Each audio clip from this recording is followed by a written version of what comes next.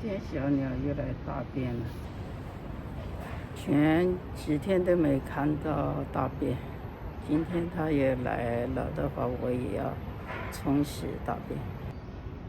我已经洗好了。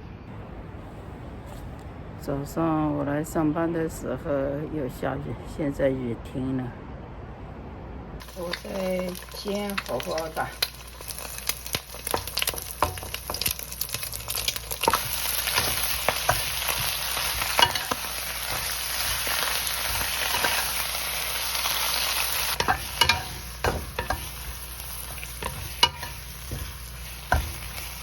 看我们的晚餐：荷包蛋、高丽菜、鱼跟羊肉是昨天吃剩的。你好，我是翁灿，今天是1月19号，我们现在要吃晚餐了。谢谢你的观看，再见，拜拜。